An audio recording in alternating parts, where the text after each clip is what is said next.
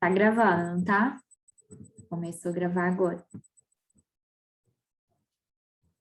Boa noite a todos, gente. Vamos iniciar, então, a disciplina de Biologia com Ecologia, um dos assuntos mais cobrados atualmente no Enem. Tem questão demais.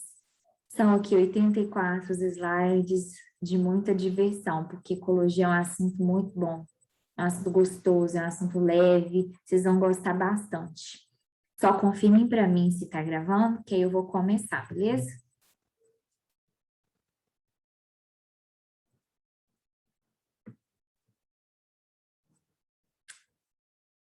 Top, vamos começar então. Vocês gostam de ecologia? Já tiveram contato com a matéria? Qual é a impressão que vocês têm de ecologia? Eu sempre gostei muito. E a primeira vez que eu pensei em ecologia, eu pensei nisso. O que vocês pensaram quando vocês estudaram ecologia pela primeira vez? Brincadeiras à parte, né? Odeia ecologia, Samira? Ai, meu Deus, a Aldi já gosta. Eu vou te mostrar que ecologia é top. Você não vai mais odiar a ecologia. Sabe por quê? Porque ecologia é muito bom, gente. Ecologia é tudo que nos proporciona bem-estar. É difícil dar bem nas questões. Vocês vão melhorar, vocês vão ver. A partir dessa aula, vocês vão mudar a visão de vocês sobre ecologia. É tudo de natureza que nos cerca. Não, não é um saco. Vocês vão ver comigo que não é.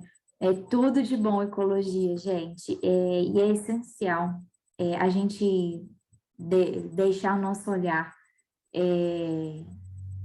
pairar mesmo sobre o nosso redor, sobre tudo que nos cerca. E a gente vai perceber a ecologia acontecendo. É muito interessante. Coloquei aqui algumas imagens para vocês verem, mas o que é a ecologia? Acho que vocês já têm uma noção, né? Que estuda as relações entre os seres vivos e dos seres vivos com o meio ambiente. É a gente também, nós estamos nisso, fazemos parte desses níveis de organização. Inicia no ecossistema, depois da comunidade, da população e do organismo que somos nós. Aqui é uma mera ilustração bonita, por sinal, que eu achei na internet. E eu acho que descreve muito bem o que eu estou dizendo para vocês. Atenção que isso aqui é uma bola, tá vendo? Que indica o planeta. E está contido tudo ali. É tudo que nos cerca, gente. É onde a gente cresceu e onde a gente vai morrer. A ecologia é tudo que a gente vê como ser vivo e não vivo, tá? E aqui essa imagem eu achei bem interessante, porque mostra desde o átomo, os níveis mesmo de organização, que vai de átomo, molécula, organelas, que a gente já viu, célula, tecidos, órgãos, sistemas, organismos, populações, comunidade, nós vivemos em comunidade, ecossistema e biosfera. Achei bem didática essa imagem. E aqui alguns conceitos para ajudarem vocês no início da resolução de questões. O que é uma população? O que é comunidade? O que é ecossistema? Quando a gente pensa em população, já é um termo, né, que a gente já escutou bastante, comunidade, porque a população são indivíduos de mesma espécie, né, que habitam numa área. Somos humanos habitando uma cidade, gatos habitando um determinado local, cachorro em determinado local, é a população de indivíduos da mesma espécie, habitando uma área. A comunidade é um conjunto de diferentes, né, espécies que vão interagir numa área. Então, quando a gente fala comunidade, a gente pensa nos humanos, animais, nas plantas, né? Diferentes espécies interagem, é o nosso ambiente, é o ambiente que a gente vive. E o ecossistema é o somatório da comunidade com o meio ambiente. Então, digamos que a comunidade seja as espécies animais que vivem na população, animais, seres humanos, e o ecossistema seja a comunidade mais o meio ambiente. Faltou aqui, né, questão. Faltou aqui um N aqui, ambiente, né? Estava escrito errado, não pode. A comunidade mais o meio ambiente e a interação entre fatores abióticos e bióticos, ou seja, aqueles fatores com vida e sem vida. Há uma questão do Enem aqui, Enem 2012. Gente, atenção no comando da questão. Vamos lá.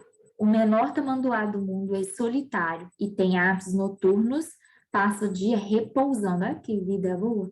Geralmente em um emaranhado de cipós, com o corpo curvado e de tal maneira que forma uma bola. Quando é em atividade, se locomove vagarosamente e emite som semelhante a um assovio. A cada gestação, gera um único filhote.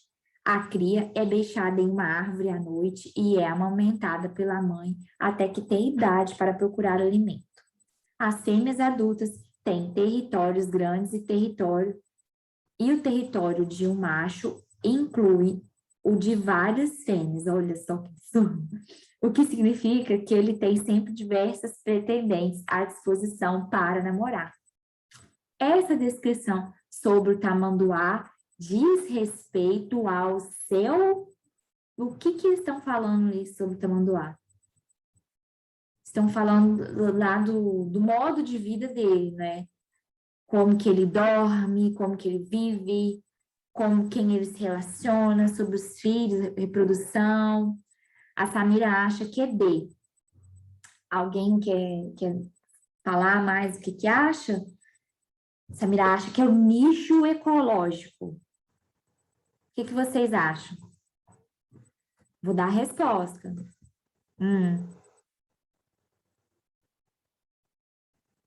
Diferença de nicho e habitat, por favor. Vou falar agora para vocês. Aldir também acha que é D. Gente, olha a resposta. Nicho ecológico, isso aí. Por que que é? Eu peguei aqui algumas definições. O que é um nicho ecológico? É o conjunto de diversas variáveis ambientais relacionadas a determinada espécie, como habitat, o seu papel no ecossistema, adaptação, necessidade, reprodução, ou seja, o habitat está contido no nicho ecológico. Ah, mas como assim? O habitat é a forma, é onde a pessoa vive, é como se o nicho fosse a forma que o indivíduo vivesse. E o seu papel no ecossistema, as necessidades de reprodução, como que ele vive? Ah, ele vive cercado de mulheres, cercado de pretendentes lá, ou ele dorme mais, como que ele falou, né? Ele dorme de dia e atos noturnos, como que ele só tem um filhote. Então, o habitat é relacionado ao lugar que ele vive. Ponto. O nicho ecológico é tudo aquilo que cerca a rotina do indivíduo, do animal, do que a gente estiver falando. Por isso se trata do nicho ecológico, porque não fala só do ambiente que ele vive. Fala que ele é solitário, os hábitos diários dele, lá, como que ele se reproduz, lá, só um filhote, como que é a relação deles de macho e fêmea, como que é o som que ele emite, como que é a história dele em si para sobreviver no ambiente. É por isso, mistura tudo isso. Ficou claro para vocês? Tem alguma forma que eu possa explicar que vai ajudar a entender a diferença entre nicho e habitat?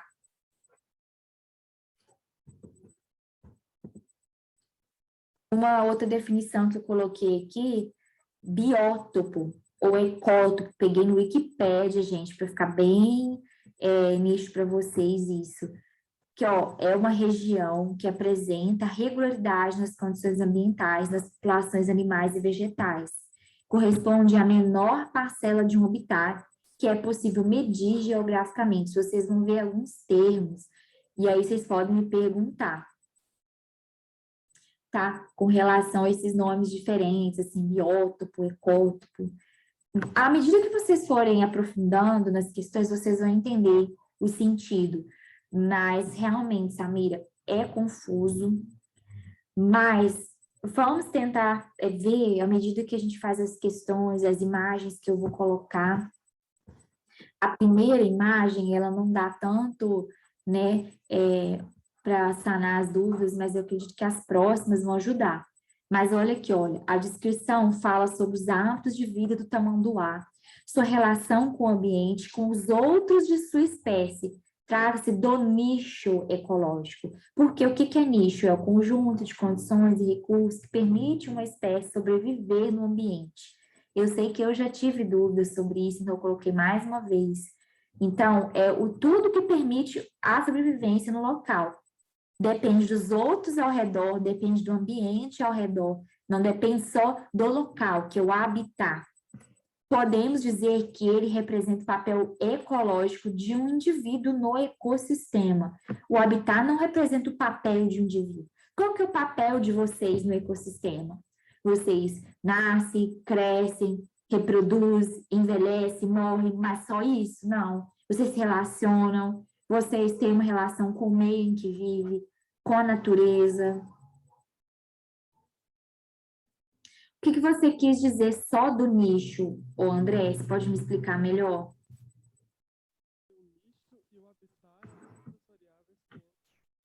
Eu não consigo te escutar, tá muito baixinho.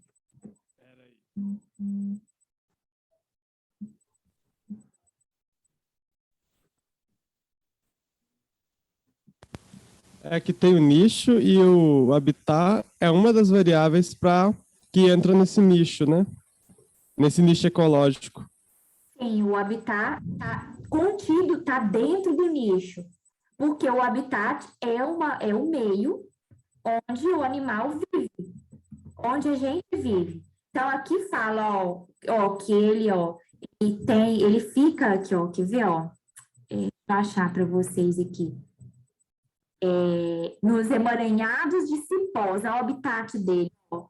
Ele fica em um emaranhado de cipós, com o corpo curvado de tal maneira que forma uma bola, e o ato dele é noturno. Então, ele vive em cipós. Então, esse é o habitat dele, ele gosta de ficar em cipós, é o local que ele vive. Não é o único, não precisa ser o único habitat. Por exemplo, onde que o peixe vive? Na água. Entendeu? Ó, o que a Samira está falando aqui? Eu entendo, então, que o habitat não fala dos atos do animal com outra espécie. Seria isso? O habitat fala do local onde você vive, onde você habita, entendeu? Onde você mora. Agora, o nicho ecológico fala de toda a relação que você tem no local que você mora. Morando em Juiz de Fora, você, Samira, tem toda uma relação. André, não sei onde você mora, mas onde você mora, você tem uma relação. Você tem suas namoradas ou namorados, você tem a sua forma, você vive mais de dia ou mais à noite, o que você dorme mais de dia ou mais à noite, o que você come. Entendeu? Deu para entender? O nicho, no caso, vamos fazer assim, onde você vive, tudo que tem ao seu redor, mais ou menos, não só a rua, porque, por exemplo, na sua rua não tem, vamos supor que não tenha mercado, algo assim. Porque olha aqui, ó, é o conjunto de condições e recursos que permitem à espécie sobreviver no ambiente. Todos os recursos que você precisa estar contido no nicho. Para você, seria farmácia, supermercado, entendeu? Lazer. Sim, seria algo mais abrangente. Pensando no tamanduá. Vamos lá no tamanduá. a cidade, exatamente. Pensando no tamanduá, o que a gente poderia relacionar? Ó, vem cá, vamos voltar lá. Ó, por que é o nicho dele? Fala dos hábitos de vida dele, onde ele mora, como ele dorme, o que ele faz, assobio, então, como ele se comporta. Com relação a procriar, com relação à reprodução, o que ele faz com a cria dele, como que ele faz para deixar a cria dele, qual a relação dos machos com a fêmea, olha o tanto de coisa. Não tem a ver só com algo físico, a casa dele, a comida dele, tem a ver com ele, tudo que cerca ele, a relação dele, tudo que permite ele sobreviver. Sim, faz mais sentido assim, Valdir, você comparar com uma cidade. Mas só não pode ficar comparando assim, senão vocês vão confundir com comunidade, entendeu? Aí vai, por isso que eu não quero levar para esse lado de cidade, país, vamos levar mais para a questão da natureza em si, lá o animal natureza, para daí vocês expandirem, entendeu? Para vocês não confundirem. Vamos para as próximas questões, que à medida que a gente for fazendo as questões, a gente vai vendo as formas que o Enem aborda, e eu também vou explicando mais termos para vocês, vai ter mais desenho, vai ter mais coisa. Tenta adaptar no cotidiano, sim, mas com muito cuidado para não confundir com a relação de comunidade, entendeu? Para vocês não se perderem, porque nós vivemos em comunidade, entendeu? Tem tudo isso. Em favela também, tem a comunidade tal, então a gente confunde um pouco se for levar para o lado de cidade, bairro e tudo mais. Vamos para a próxima questão, se aí no final da aula vocês ainda tiverem dúvida, a gente volta, a gente pesquisa aqui e a gente resolve isso. Pega os exemplos mais que vão ajudar vocês mais a tirar a dúvida. Pode ser? Vamos lá. Gente, só fazer uma coisa que eu esqueço toda a aula. Eu tenho que tirar print das aulas e eu não tiro. Eu não tiro print das aulas. Eu esqueço. Só para dar um ok pro curso, para a gente dar um parecer que o curso está funcionando e tudo mais. Voltando. Paleontólogos estudam fósseis e esqueletos de dinossauros para tentar explicar o desaparecimento desses animais. Esses estudos permitem afirmar que esses animais foram extintos há cerca de 65 milhões de anos. Uma teoria aceita atualmente é a de que um asteroide colidiu com a Terra, formando uma densa nuvem de poeira na atmosfera. Gente, o que está falando aqui? Está falando dos dinossauros e eles desapareceram. Mas por que eles desapareceram? De acordo com uma teoria, foi por causa de um asteroide. Então, onde eles viviam foi atingido por um asteroide e eles morreram. Ponto. De acordo com essa teoria, a extinção ocorreu em função de modificações no planeta que... Qual é a resposta que vocês dariam?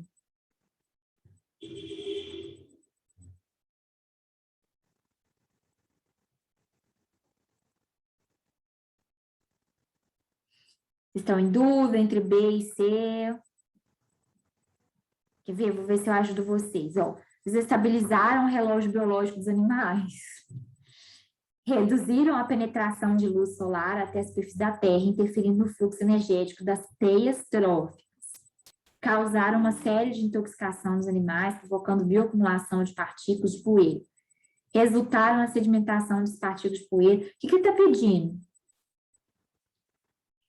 Aí, o que eles estão falando? Olha, que a extinção ocorreu em função de modificações do planeta e que essas modificações fizeram alguma coisa. O que essas modificações fizeram? Guilherme acha que é B, reduzir a penetração da luz solar, interferir no fluxo energético. Pode ser evitar a precipitação de água, Ó, vou mostrar a resposta para vocês. Ó, era exatamente, ó. Por quê? Com a formação de uma nuvem densa, houve bloqueio, penetrou os raios solares até não penetrar mais, por causa da nuvem. Então, não batia sol. E, gente, se não tem sol, não tem fotossíntese, vai acontecer um monte de problema lá, olha, bloqueou.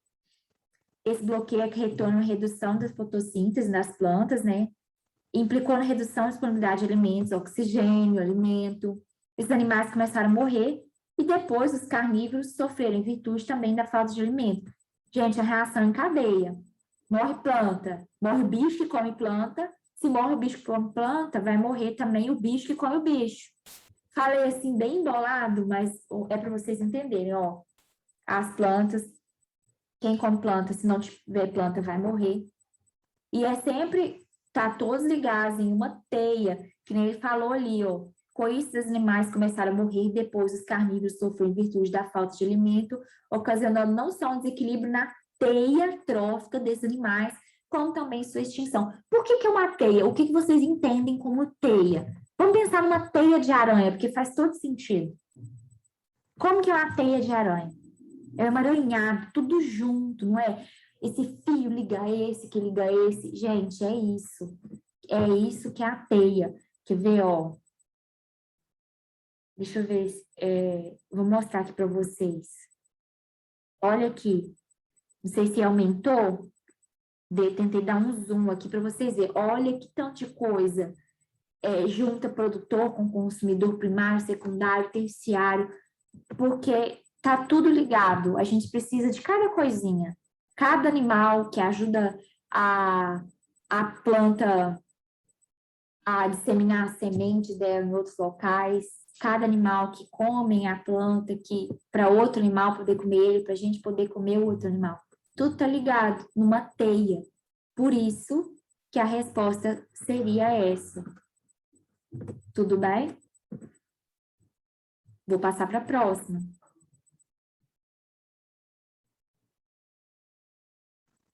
Vamos lá. Caramujo gigante africano, a Catina fulica, alguma coisa assim. É uma espécie exótica que tem despertado o interesse das autoridades brasileiras, uma vez que tem causado danos ambientais e prejuízos econômicos à agricultura. A introdução da espécie no Brasil ocorreu clandestinamente. Olha só, gente, eu já falei disso para vocês aqui, com o objetivo de ser utilizada na alimentação humana.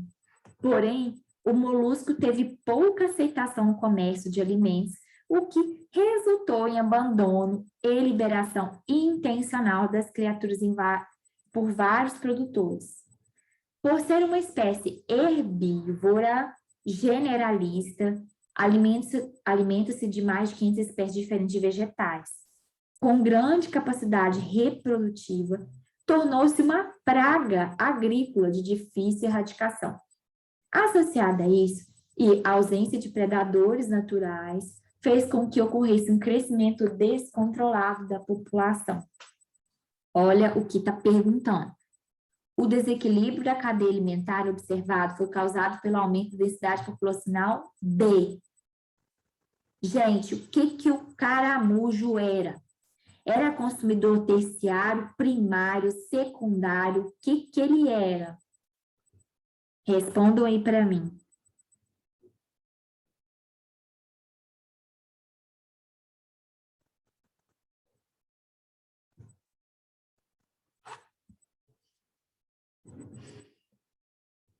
A questão já deu boas dicas, tá? A André já respondeu. Bora lá, vamos ver quem está online. Emanuele, Guilherme, Ronaldo, Maria Luísa, que vai dar aula para vocês daqui a pouco. O que que vocês acham? Guilherme acha que é B também. Estou esperando.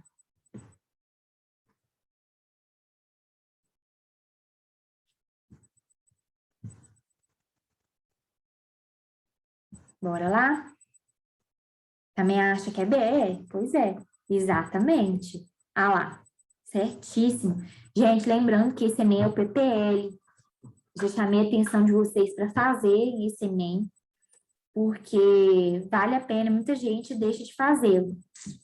E só isso aqui para vocês ficarem mais ligadinhos na aula, porque esse assunto cai muito. Vamos estudar, tá? Porque esse assunto vale muito a pena. Eu fiz aqui um exemplinho aqui para vocês entenderem melhor. Ó, os caramujos são herbívoros que se alimentam apenas de produtores, ocupando o segundo nível trófico, o de consumidor primário. Gente, lembrando que nível trófico é diferente de consumidor primário, secundário, terciário, tá? Cuidado para não confundir. Por ser uma espécie invasora, exótica, não possuem predadores naturais, tendo ausência de consumidores secundários. Por que ele é o consumidor primário? Porque ele come a planta. Consumidor secundário é quem come a planta. O que faz com que a sua população consiga crescer cada vez mais. Ó, sequência de organismos em que um serve de alimento para o outro. Ó, autótrofo, produtor, a planta. Consumidor primário, quem come a planta, que é um grilo, come a planta. Quem come o grilo? A rã, o sapo, consumidor secundário. Quem come o sapo? A cobra, consumidor terciário. E quem come a cobra? A águia, consumidor quaternário, entenderam? Como que funciona? Isso é com relação aos consumidores. Legal, né? Bora lá, corre aqui. Não, mas vai ir no infinito e tem. Sim, mas enquanto... Aí, por exemplo, o que come a água é consumidor penta, ou não tem isso? Quem come o quê? Por exemplo, o bicho que é predador da águia, Sim, é que vai... consumidor quintenário, não sei como que fala. Ah, sim. Entendeu? Eu só queria saber assim, se ia aumentando o número. Vai. Só que aí, à medida que vai comendo os outros consumidores, a energia vai diminuindo. Porque você concorda comigo que quem comeu a planta primeiro tem mais energia do que quem comeu a planta por último? Verdade. Então, os níveis de energia vão diminuindo à medida que vai comendo. Vamos supor que se a gente comesse essa águia aí, a gente seria o consumidor número 5. Mas a gente ia consumir menos energia do que se a gente comesse a planta. Porque a energia que vem da planta vai diminuindo de acordo com os níveis. Olha lá a teia. Ó, o teia é o quê? O conjunto de cadeias alimentares. O que é uma cadeia alimentar? Ó, exemplo. Essa aqui é uma cadeia, ó, a árvore, a zebra, a cobra e a onça. O que a onça come, entendeu? A zebra come a árvore. A cobra mata a zebra e come, e a onça come a cobra. E tem cobra que come onça também. É uma loucura, por isso que vira teia. Ó, passei demais. Ó, aqui, ó, coelho, ó, verdura. O coelho come o alface, o gavião come o coelho. Aí, mas tem aqui também, o rato também come o alface. A raposa come o rato, o gavião come a raposa, todo mundo comendo a planta através de outro animal, quando come o animal. Mas como assim, ó, cada etapa da cadeia alimentar é chamada de nível trófico, por isso que é diferente. É nível trófico de consumidor. Por quê? Em um ecossistema, o primeiro nível trófico é representado pelos produtores. Quem que é produtor? As plantas, a árvore, verdura, gramíneas. Eles que produzem nosso alimento. Que são seres autotróficos, fotossintetizantes ou quimiosintetizantes, as plantas e as bactérias do solo, respectivamente. Eles produzem sua própria matéria orgânica, que será utilizada pelo segundo nível trófico, os consumidores primários. Entenderam? Quem consome a planta é consumidor primário, mas está no segundo nível trófico, porque o primeiro é das plantas, São os produtores das plantas e das bactérias. Se ficar confuso, vocês falam que eu volto. E aí, como que acontece isso? Olha, os representantes principais são os herbívoros, como as capivaras, que dependem diretamente dos vegetais para sua nutrição. Os consumidores primários servem de alimento, ou melhor, para a presa, para o terceiro nível trófico. Os consumidores secundários, que são carnívoros, e predadores, como a onça, por exemplo. Então vamos lá, volta lá. Vamos pegar aqui. Ai, meu Deus, volta. Tem aqui a onça, tem aqui a coruja, o coelho e a verdura. A onça vai comer a coruja vai comer o coelho, vamos supor assim. E o coelho vai comer a verdura. Quem que é o consumidor primário? É o coelho. Mas qual o nível trófico dele? É o segundo. Coruja, se a coruja for comer... Vamos pôr que a coruja come o rato? Porque eu tô achando muito estranho a coruja comer o coelho. Tá certo, acho que tá mal posicionada. Mas vamos supor, o rato, né, come normal a verdura e a raposa come o rato e o gavião come a raposa, ou a onça come a raposa. A onça, né, como ela já é mais forte, é mais adaptada, ela vai comer quase tudo, até a gente, né? Então, o que que acontece? Nessa teia em que o rato come a verdura, a raposa come o rato, a onça come a raposa. O rato é o consumidor primário, a raposa é o consumidor secundário, a onça é o consumidor terciário. E a verdura é a produtora. Mas, com relação aos níveis tróficos, o coelho ocupa o segundo nível trófico, porque o primeiro nível trófico é dos produtores. São os que produzem o seu próprio alimento, são autotróficos. Então, o coelho, ele ocupa o segundo nível trófico, o rato ocupa o segundo nível trófico, a raposa ocupa o terceiro nível trófico, e a onça ou o gavião, o quarto nível trófico. Ficou claro? Tem uma pergunta. No caso de um alimento tóxico, a taxa de toxicidade não diminui igual a energia, né? Então, Valdir, você fez uma pergunta interessante, porque se o alimento é tóxico, pode matar, né? Então, se o outro animal morrer, talvez ele não vai servir de alimento mais para o outro que consumiria. Mas vamos pensar que sim, vai diminuir, sim. Por quê? Pensa só, o ser que, pensando em questão de metabolização, se você vai comer um indivíduo que já metabolizou aquela toxicidade, então ela vai chegar em você menos tóxica. Podem mandar, gente, manda questão pra gente lá no grupo. O que vocês acham? Essas questões que vocês verem, assim, parece com a aula, que tem alguma coisa a ver que eu não coloquei, a gente resolve. Aí eu trago na próxima, eu já encaixo no slide e trago, entendeu? Ó, quer ver? Vamos ver. Pirâmide ecológica, vai falar um pouquinho disso, ó. Olha aqui, ó. A bioacumulação, isso. Ó, a pirâmide indica o fluxo de energia presente em cada nível trófico de uma cadeia alimentar de um ecossistema, levando em conta o fator tempo. Sendo assim, não há possibilidade de inversão da pirâmide, já que o fluxo de energia em um ecossistema é unidirecional e vai diminuindo a cada nível trófico. Apenas 10% será passado para o próximo nível. Entenderam o raciocínio? Isso, magnificação trófica, vocês vão ver tudo isso durante a medida que a gente for fazendo as questões, porque eu fui colocando as questões e aí eu vou colocando a explicação à medida que vai cobrando aquilo. Olha lá, chegou lá para a águia, lembra lá daquele exemplo do marto, da gramínea? Ai, gente, foi sem querer. Do grilo, do sapo e da águia. A águia ficou com um pouquinho só de energia.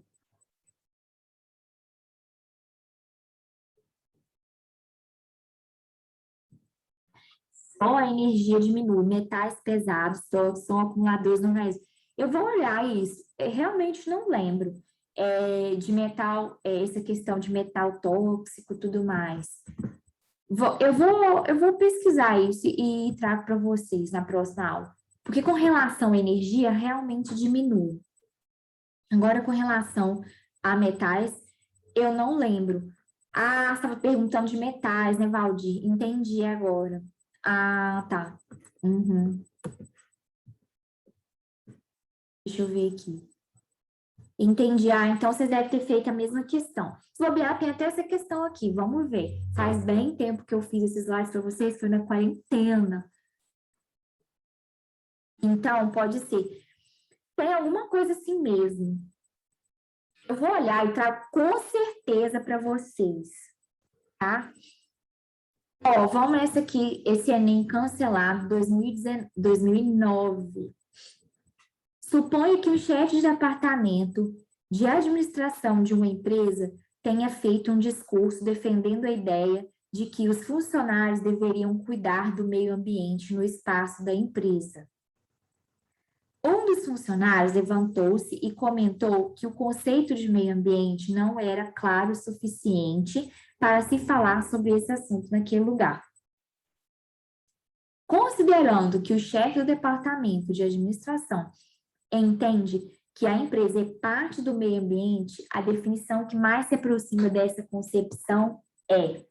Qual que é a resposta, gente?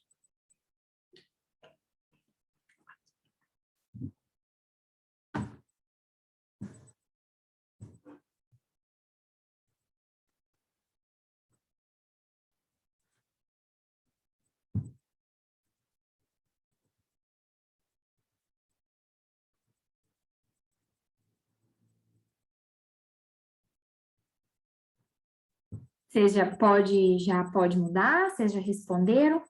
Estou pesquisando aqui para vocês. Tá, estou esperando. Achei uma imagem bem interessante.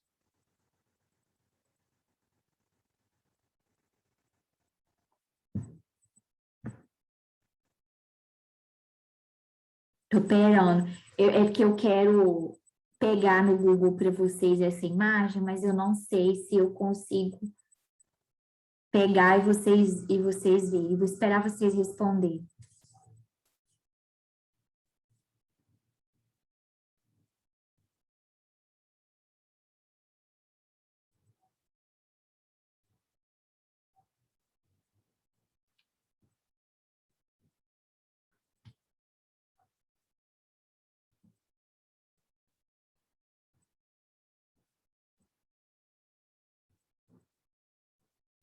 Vocês estão divididos. Tem gente que acha que é B, tem gente que acha que é E.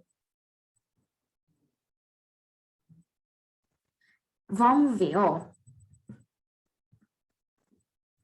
Letra E. Por quê, gente? Ó, a letra E fala que qualquer local em que haja relação entre fatores bióticos, abióticos, seja ele natural ou urbano, representa essa questão de meio ambiente. Porque o que ele quer? O chefe quer que o funcionário cuida da empresa. Então, a empresa é um ambiente que eles trabalham, né? Eles ficam a maior parte do tempo ali.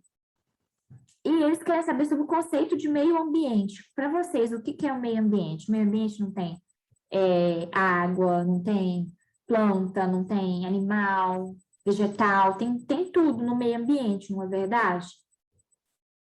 Então, o que é?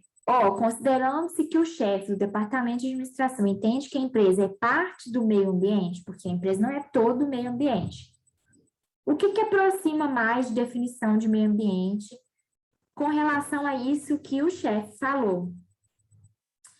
O ambiente é qualquer local em que haja relação entre fatores vivos e não vivos, seja ele natural ou urbano. Por quê? Porque na empresa, gente, a gente não vai achar, né? Dificilmente vai achar animal, né? Planta, pode até achar planta, mas animal. Então, tem fatores biológicos e biológicos. Tem computador, tem um monte de coisa, tem, né? E tem os fatores biológicos, são as pessoas. E isso representa mais a empresa, o espaço, o ambiente que eles estão, que deve ser organizado. No caso, Samira, a letra B fala assim, apenas locais onde é possível contato direto com a natureza? Não exatamente. Por quê? Ah lá. Fatores bióticos naturais envolvem aspectos da fauna e flora, florestas e animais. Abióticos não naturais, aspectos físicos e químicos, prédios e outras construções. Aqui fala dos fatores bióticos e abióticos, que é o meio ambiente, porque na natureza tem pedra, por exemplo. Pedra é um fator biótico ou abiótico?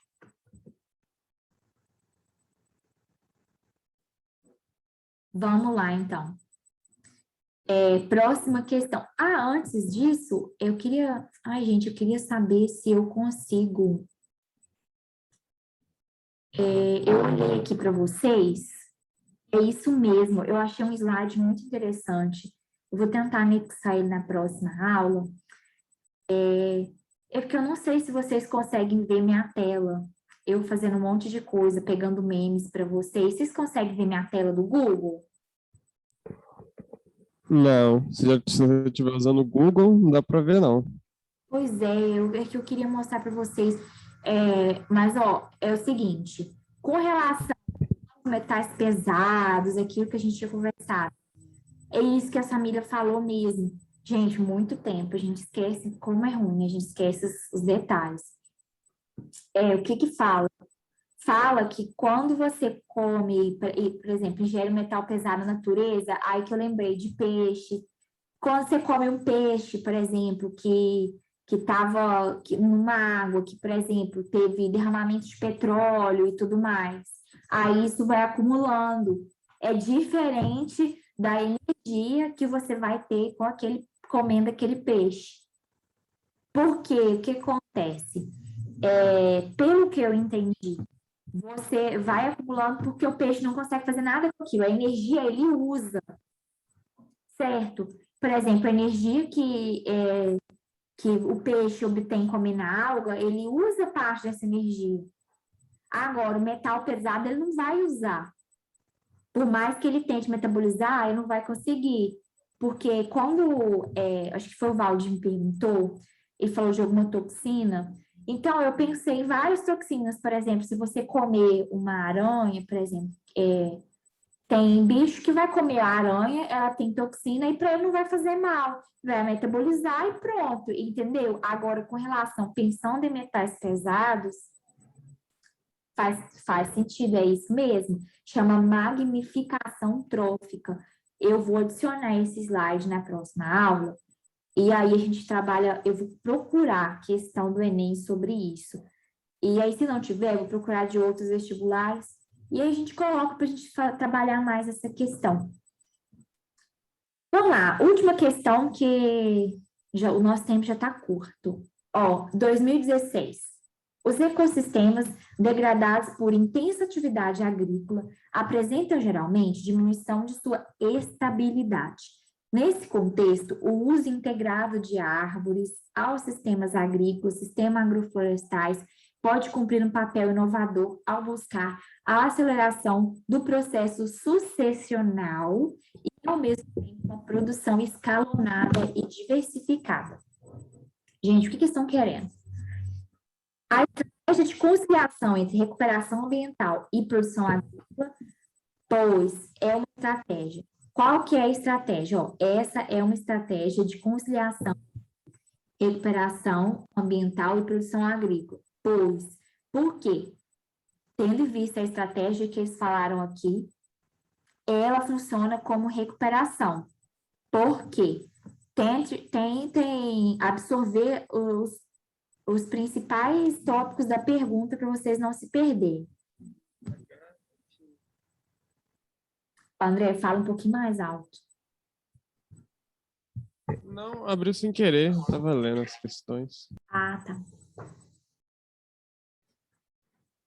Gente, vou ler para a gente fazê-la rapidinho, Substituiu gradativamente as espécies cultiváveis por espécies arbóreas. Intensifica a fertilização do solo com o uso de técnicas apropriadas e biocidas. promover maior diversidade de vida no solo, como aumento da matéria orgânica, favorece a dispersão de sementes cultivadas pela fauna residente na área florestal, cria condições para o estabelecimento de espécies pioneiras com a diminuição da insolação sobre o solo. O que vocês acham? O que passa na cabeça de vocês quando vocês leram essas questões?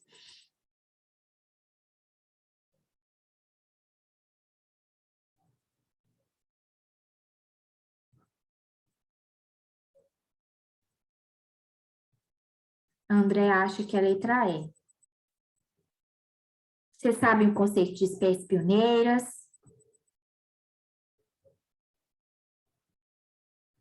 Ah lá. Por que vocês falaram letra E? Ó, gente, a letra C. Promove maior diversidade de vida no solo, como aumento da matéria orgânica. Pois é. Por quê? Está falando de espécies pioneiras. Pioneira é a primeira espécie que vai habitar aquele local. Só que num terreno agrícola, por exemplo, onde são plantadas várias outras coisas, essa espécie não seria pioneira. Olha, qual que é o objetivo dele? Ó, acelerar o processo sucessional e, ao mesmo tempo, uma produção escalonada e diversificada. Não tem aquela questão de rotação de culturas, que a gente planta num terreno uma espécie, depois planta outra. Por quê? Porque quando, por exemplo, morre, aquela espécie, ela deixa uma característica no solo. Ela suga o que ela precisa, mas ela também oferece o que ela tem. Então, cada espécie oferece ou tira do solo alguma coisa. Então, a próxima espécie, ela vai ter algo diferente no solo, que vai possibilitar a vida dela, entendeu?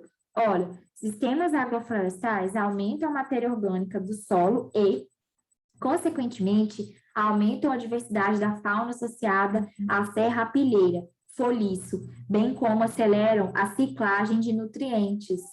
É isso que eu falei. O solo vai modificando os nutrientes e vai facilitando, por exemplo, para outra planta. Se você plantar a mesma coisa no solo, aí a planta ela não vai ter sempre aquilo que ela precisa, porque ela não vai ter outras ofertas de nutrientes no solo.